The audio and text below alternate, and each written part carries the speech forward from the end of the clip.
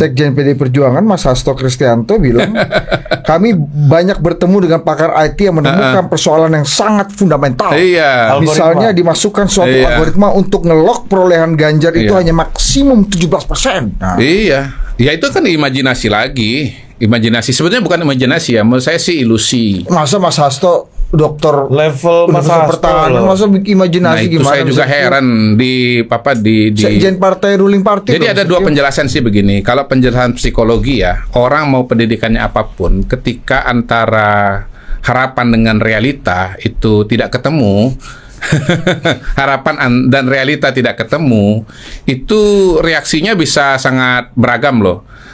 Reaksi yang generiknya adalah penyangkalan. Semua pasti menyangkal, mau pendidikan apapun juga, kalau harapan dengan realita nggak sama. Tapi ada juga yang setelah penyangkalan itu, kemudian akhirnya come to terms, istilahnya kan gitu kan, akhirnya bisa menerima gitu. Jadi acceptance, dia akan pasrah. Tetapi ada juga yang terus denial, terus menyangkal itu. Termasuk juga misalnya marah-marah, misalnya gitu. Kan saya udah ngalamin juga yang marah-marah dengan harapan dengan realita yang nggak ketemu itu kan gitu. Ada teman saya itu inisial RH di kolom komentar silakan. Marah-marah sama saya dia. Sama-sama Palembang Connection. Kira-kira begitu. Ngomong-ngomong di kantor saya ada foto kami bareng-bareng. Tadi saya ada rapat di kantor bilang, "Loh, ini kok sebelahan?" Oh iya memang teman sebetulnya. Gitu. Ada yang sama Haji juga ya? Ada yang sama Haji juga. Iya. Ada juga yang sama Habib Abu. Oh biasanya Haji sama Habib Abu itu iya, itu satu paket dari zaman dulu kan itu. Wah, kalau mau tahu kantor Kodari. Iya. Yang beli pesawat. Yang beli pesawat pakai kaos. Pakai kaos. Ada pula Habib Abu di situ. Kalau orang pakai kaos beli cilok biasa ya. Ini beli pesawat. Nah, balik lagi ke situ ya. Paket terus sama Habib Abu itu ya. Oh, dari lama. Memang kan kebetulan dapilnya Habib itu kan sama dengan wilayah tugas wilayah dinasnya Pak Haji itu. Wilayah dinasnya Pak Haji ini jarang tour of duty kemana-mana ya, nggak seperti aparat yang lain ya. Kan biasanya tour of duty. Pak Haji Mayor Teddy ini udah tour of duty nih. Terus? Yang terkenal itu kan ke kandang apa tuh nama Waka dan Wadanion. Bukan kandang menjangan, bukan ya? Wadanion. Itulah kan tour of duty kan. Pak Haji nggak pernah tour of duty ya? Iya, karena komandannya dia. Biasanya dia yang memfasilitasi tour of duty. Kalau beliau tour of area aja, pergi ke sana kemari karena pesawatnya banyak banget kan. Pernah tanya pesawat Pak Haji itu sebenarnya berapa sih? Saya tanya si A sekian, sama sekian. Beda orang, beda jumlah. Itu kan buat sama-sama, buat semua dia gitu bahasanya. Gitu. Berarti kita sampai mana tadi? Algoritma 17%. Oke. Jadi di lock ada sistem yang mengelok. Ini nyambung dengan psikologi dulu. Ini nyambung dengan dirty vote di bawah ada kecurangan psikologi dulu. Jadi kalau dalam psikologi itu, kalau orang itu bahkan antara harapan dengan kenyataannya betul-betul nggak bisa dia sambungkan, dia putus hubungan dengan realitas. Nah itu ya fenomena yang oleh masyarakat disebut sebagai titik-titik itu. Silakan kolom komentar itu. Bisa putus orang tuh antara realita. Nah alternatif yang lain sebenarnya putus dengan realita juga, menciptakan realitanya dia sendiri. Itu dia sebut sebagai ilusi atau halusinasi. Itu dia menciptakan realitanya sendiri. Yang jelas itu kan nggak mungkin sesungguhnya. Karena apa? Pertama, semua penghitungan suara diawasi. Di TPS ada saksi partai, saksi presiden, masyarakat, ya kan? Kemudian yang kedua, ya semua penghitungan ini kan dasarnya adalah formulir C1 hasil yang berjenjang dari TPS, kecamatan, kabupaten, kemudian provinsi gitu. Dan bagaimana mau mengintersep soal algoritma ini? Misalnya pada hari ini, menurut saya per hari ini argumentasi itu sudah terbantah dengan sangat-sangat jelas. Karena kan sekitar berapa 12 atau 17 provinsi itu sudah menyelesaikan rekapitulasi provinsi. Saya udah lihat angka-angkanya loh. Itu mirip loh dengan hasil quick count. Mirip dengan hasil. Itu artinya quick count ini memang sedemikian akuratnya, sedemikian tepatnya sehingga akhirnya real count-nya betul-betul mencerminkan. Kita nggak ngomong nasional ya, kita ngomong sampai ke level provinsi. Bukan hanya provinsi-provinsi besar yang notabene sampelnya besar, tetapi provinsi-provinsi kecil pun juga cukup akurat tuh quick count per provinsi itu gitu. Jadi ya ya Mas Hasto juga yang nomor 3 menurut saya tentunya sudah sangat berpengalaman ya sebagai sekjen partai besar mengajukan calon di pemilu legislatif, pemilu presiden, dan di pilkada. Di pilkada kan quick count terbukti hasilnya. Nah, kenapa sekarang tiba-tiba lalu ada argumentasi soal IT-nya di intercept gitu. Saya dengar juga dari orang yang ngerti IT katanya nggak mudah juga kita misalnya masukkan satu algoritma dalam sebuah sistem karena seluruh sistem itu akan berubah secara keseluruhan. Nggak bisa misalnya ini satu sistem ya, satu algoritma gitu di intercept lalu kemudian yang berubah cuma satu segmen aja, enggak, yang lain juga akan ikut berubah gitu. Jadi intinya sih menurut saya argumentasi itu sangat mudah dipatahkan lah gitu. Itu lebih kepada tadi berhadapan dengan realita, orang ya ketika harapan dengan kenyataan itu berbenturan, dia harus merekonsiliasikan itu dengan cara apa, menerima bahwa realita tidak sesuai dengan kenyataan atau ya menciptakan realitanya sendiri. Itu satu. Yang kedua bisa juga analisanya politik. Itu psikologis ya? Psikologis. Ya. Ini S1 nih. S1 saya psikologi. Sekarang yang politiknya yang S2 sama S3 gitu. Bahwa sebetulnya beliau ini sedang mencari atau sedang membangun membangun justifikasi terhadap kekalahan yang ada gitu. Iya kan? Bisa karena untuk justifikasi diri sendiri, bisa juga karena mungkin nggak enak dengan Ibu Mega gitu kan. Karena sudah terlanjur membangun Di wawancara di Tempo itu, di situ beliau mengatakan, kami per tanggal 18 Desember per Desember itu, saya lupa tanggalnya.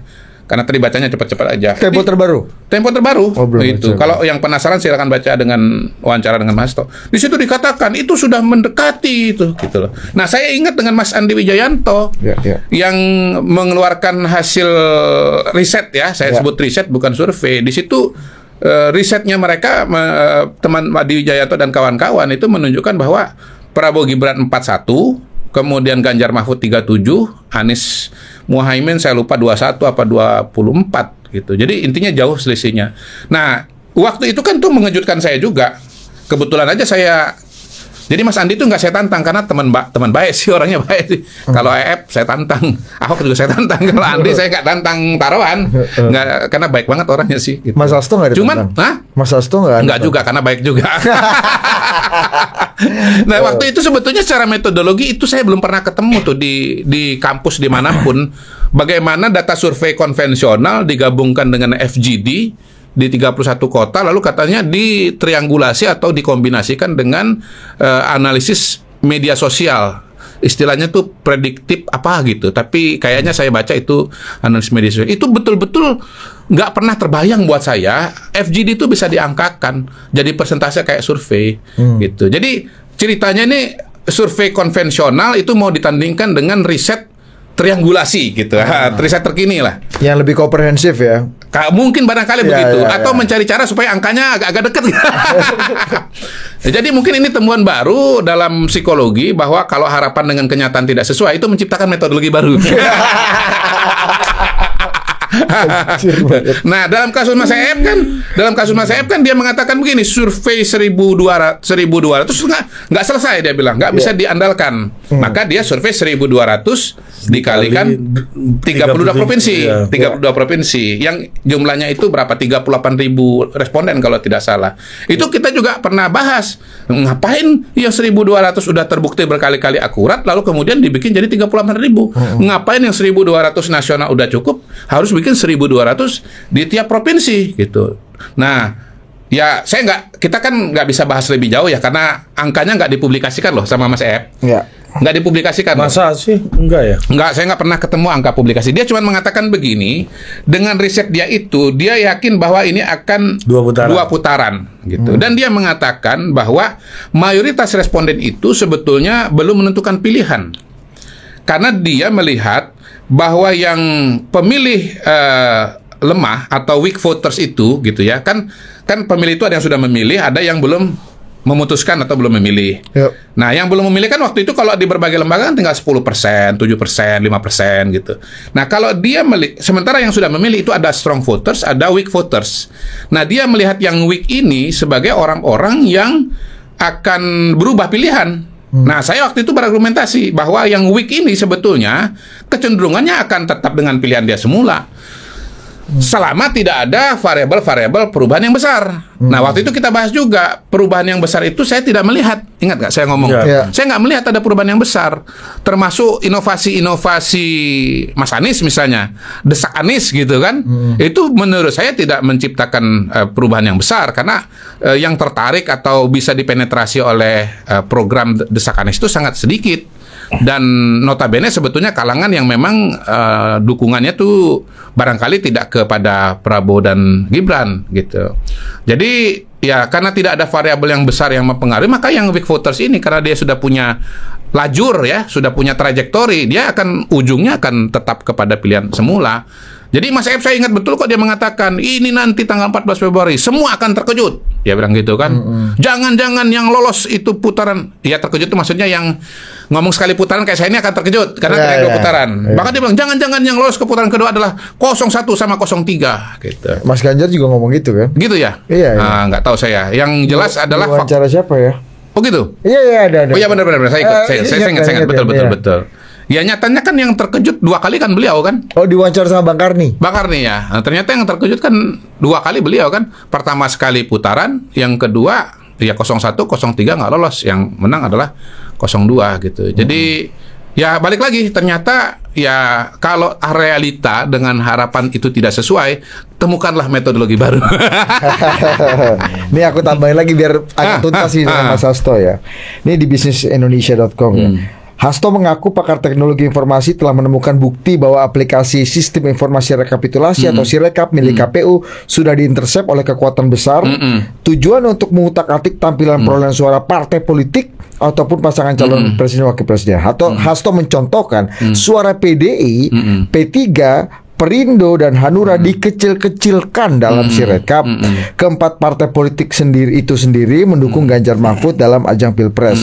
Siapa yang mendukung Ganjar Mahfud dikecil-kecilkan oleh manuver dari rezim yang ingin memperpanjang kekuasaan, ujar Hasto. Bahkan menurutnya suara Gerindra seharusnya berada di urutan 2, namun kemudian dikecil-kecilkan agar partai Golkar yang belakangan diisukan akan menjadi kendaraan politik terbaru Presiden Jokowi akan naik. Kemudian masih ada satu operasi untuk menggelembungkan suara dari PSI. Ini bukan suara kami, ini suara dari tokoh-tokoh pro demokrasi dari para pakar. Kata Mas Hasto.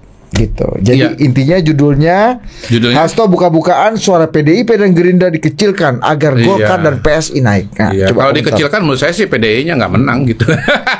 Nggak, tapi gini, kita tuh kan sederhana aja lihat pada saat coblosan tanggal 14 Februari itu ada satu metodologi yang udah sangat standar yang namanya tuh quick count. Quick count kan sudah menunjukkan bahwa PDI-nya unggul, ya kan? Golkar nomor 2, ya, kemudian Gerindra nomor 3 gitu. Jadi ya kalau mau kita agak loncat-loncat sedikit ya, per hari ini kan berapa? 18 negara sudah mengucapkan selamat kepada Pak Prabowo. Negara-negara besar, negara-negara tetangga kita juga gitu, Australia, Malaysia, Singapura, Filipina, negara-negara besar, China, Rusia, mana lagi, Turki, dan seterusnya. Ya nggak mungkin mereka akan mengucapkan selamat kepada Pak Prabowo kalau mereka tidak yakin dengan hasil dan dengan prosesnya. Saya ulang ya, tidak yakin dengan hasil dan prosesnya. Mereka yakin kepada hasilnya, mereka juga yakin kepada prosesnya. Tapi paling sederhana balik lagi, kita lihat aja rekapitulasi pada tingkat yang lebih rendah. Kita nggak usah ngomong nasional ya. Kita lihat pada level provinsi, kita lihat pada level kabupaten kota, dan nggak mungkin level kabupaten kota itu akan ngawur. Ya, kenapa? Karena kalau ditambahkan nanti kan dia akumulasi ke tingkat provinsi. Nah, bagaimana kita mengatakan bahwa ini intercept, bahwa ini sengaja disetting 17%, sementara realita di lapangannya memang seperti itu gitu loh.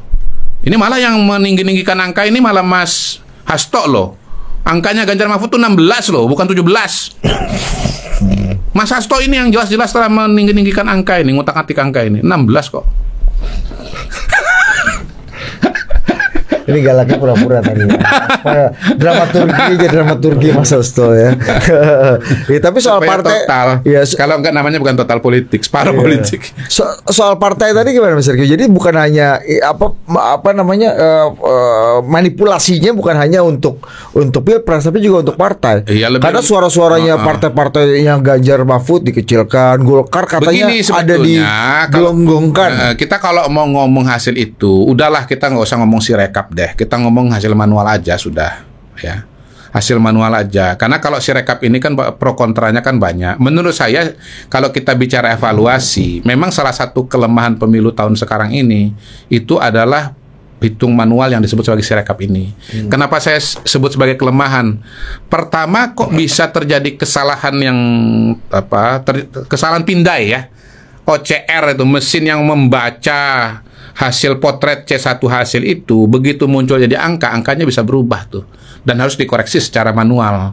Nah, kenapa bisa sistem seperti itu ya lolos untuk digunakan sebuah pemilu nasional yang besar dan penting dan sensitif seperti ini? Gitu loh. Katanya sudah pernah diuji pada saat Pilkada 2020. Nah, kalaupun misalnya bermasalah, kenapa yang disalahkan cuma KPU? Kenapa yang mengawasi yaitu DPR? Garis miring partai-partai politik seperti lepas tangan, gitu loh. Harusnya mereka ikut mengawasi semua proses ini, ya. Yang kedua, memang sistemnya ini ngapain juga harus membaca ulang, ya. Hasil pindai ini, hasil foto ini menjadi angka-angka. Kenapa sih nggak pakai cara lama aja? Hasil foto aja diupload TPS nomor 21 RT sekian RW sekian Kelurahan Tebet Timur, Kecamatan Tebet dan seterusnya. Udah foto aja. Itu orang nggak akan ribut soal bahwa ini kemudian dimanipulasi, bahwa ini ada kesalahan teknis yang sebetulnya adalah manipulasi dan kecurangan.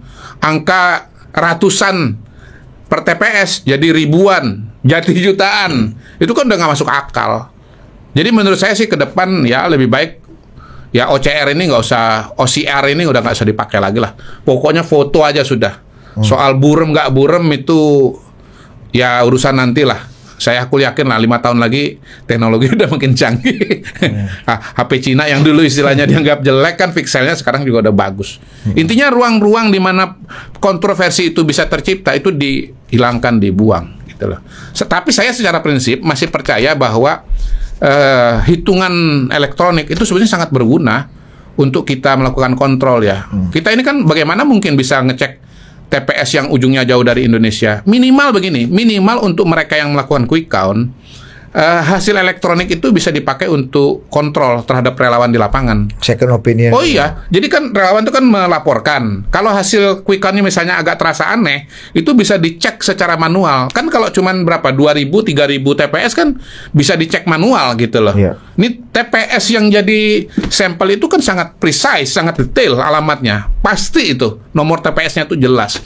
Bisa dicek laporan dari relawan itu ya ke dalam ke dalam sistem ini, ke data center ini, data centernya lembaga survei gitu ya, dibandingkan dengan angka yang muncul di sirekap itu. Bisa kita pakai kok untuk ngecek. Nah, Mr. Q, kalau atensi khusus tadi seperti dikatakan Mas Hasto, ada atensi khusus yang sangat terlihat dari Presiden Jokowi kepada Golkar dan PSI. Mr. Q melihat nggak ada atensi khususnya? Ya tadi suaranya digelembung-gelembungkan, suaranya ditinggi-tinggikan. Kalau hanya untuk dua partai, bahwa Partai Golkar yang ditengarai akan menjadi kendaraan Pak Jokowi berikutnya, dan PSI ya tentu saja partainya putranya Presiden gitu. Iya. Jadi ada nggak gejala-gejala, Mr. Q lihat nggak? Pertama kan kalau bicara Partai Golkar, pertama gini, kita semua harus menunggu hasil final ya, terutama untuk PSI. PSI ini kan dituding mau digelembungkan kan, gitu. Terakhir kemarin waktu Sirekap itu berhenti, kalau nggak salah di angka 3,13%, 3,13% ya.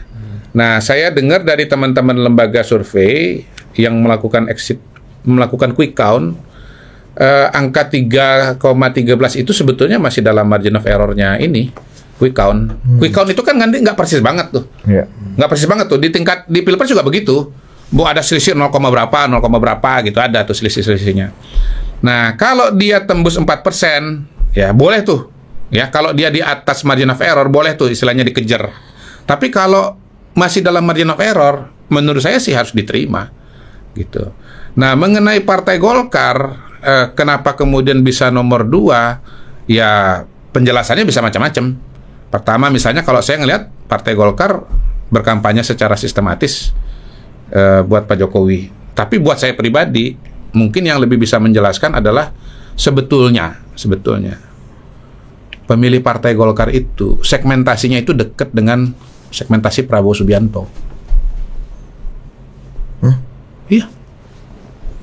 Loh, Prabowo Subianto itu bertahun-tahun identik dengan siapa? Soeharto. Menantunya Pak Harto. Dengan Pak Harto. Identik dengan Partai Golkar juga. Kalau kemudian pemilih Golkar lalu berasosiasi dengan Prabowo Subianto, gini, orang yang suka dengan Prabowo lalu kemudian milih Golkar, menurut saya sih sangat bisa diterima. Belum ada ya penjelasan di tempat ini ya? Belum, itu dia. Sederhana aja. Karena identiti Prabowo dan Gerindra kan udah sekuat itu, besar Q, udah teruji dari pemilu ke pemilu kan. Asumsi itu bisa harusnya lebih gede di 2019. Gerindra dapat harusnya ya. Double Gerindra. Iya, Prabowo sendiri. Iya. Dua-duanya Gerindra. Ya, ini kan begini, ini harus diriset secara khusus. Saya tidak mengatakan ini analisa yang sangat sistematis ya. Ya, saya kan ini rasa-rasanan ya. Ya, saya kan surveinya kan berhenti di bulan Oktober itu. Sekali aja begitu tahu bahwa ternyata nggak bisa daftar di KPU, saya langsung stop aja kan gitu. Boleh bulan. Jadi saya mengandalkan kepada teman-teman nggak bisa mengotak data sendiri gitu. Kalau bisa ngotak data sendiri, insya Allah akan lebih yakin gitu. Wong sekali survei aja kita udah bisa bilang bahwa sekali putaran kok, dan ternyata kejadian kan. Di sini loh. Iya. Waktu itu konten hampir 800.000 tuh. Saya pastikan Pak Prabowo menang pemilihan. Itu. Waktu beliau umroh politik ini kan. Itu dia. Dan di situ kan saya menampilkan tabel kan perbandingan lembaga survei kan. Dan semuanya tuh terbuka kok, semuanya nih analisis yang bersifat saintifik kok. Ada gue bukan. Ada lo ya. Iya. Bersifat saintifik kok. Jadi semua analisisnya bersifat saintifik dan bisa di trace ke belakang. Iya. Sekali survei aja kita udah bisa tahu yang menang, apalagi kalau bisa berkali-kali. Gitu. Tapi kalau melihat ya tadi itu ya balik lagi ke soal Golkar dan Gerindra itu. Ya ini menjelaskan juga ya Mr. Q bahwa Pak Prabowo ini ya pemilihnya nggak hanya di Gerindra gitu. Oh iya pasti, ya kan? Pasti. Ya. Nah kan beda konteks dengan Mas Ganjar gitu. Yang pemilihnya tuh sebagian besar pasti. Iya betul, ya kan? Betul. Bahkan Mas Anies kayaknya sebagian besar itu mungkin di PKS sama PKB itu kan? Karena Caimin kan. Iya gitu. Iya. Nah Pak Prabowo agak betul. Agak beda. Contoh sederhana kan begini. Dari pemilih PDI Perjuangan, 100% pemilih PDI Perjuangan itu sekitar 40% milih Prabowo Gibran loh. Gitu. 40% ya? Hampir 40%, 35 sampai 40% lah, tergantung data yang mana yang dipakai ya. Jadi sebetulnya kan ini bisa dibaca pola ini dari tahun 2004. Saya ingat Pak SBY itu kan partainya cuma 8%. Tapi bisa menang. Kenapa? Yang Demokrat milih Pak SBY 95%, 98%. Tapi Pak SBY juga dapat dari Golkar banyak banget. Dapat dari partai-partai lain juga banyak gitu. Nah Prabowo ini sekarang ya mirip dengan Pak Jokowi, Pak SBY pada tahun 2004 yang lalu, di mana pemilih dia datang dari berbagai macam partai politik lain. PKB itu, seingat saya kalau nggak imbang itu lebih gede loh daripada suaranya Anies dan Muhaimin. Minimal imbang. Nah, PKB kan partai gede. Jadi kalau keambil separohnya, gede banget tuh yang bisa didapat oleh Prabowo. Tapi pasti bahwa pemilih Prabowo Gibran itu tidak hanya datang dari Gerindra, karena Gerindranya cuma dapat 13%, sementara Prabowo Gibran 58%. Dari mana sisa suara berapa itu? 58 dikurang 13. 43%. Ya dari partai politik yang lain lah. Kata salah satu pengamat hukum tata negara yang mengamati kotel efek ini, yang muncul juga di Dirty Vote, Dia bilangnya gini kemarin. Ini janggal. Masa partai tidak menang pemilu tapi capresnya menang pemilu. Ya itulah masalahnya. Kalau ahli hukum tata negara menganalisis hasil pemilu, itu kan bukti imajinasi dia semua ini, gitu loh.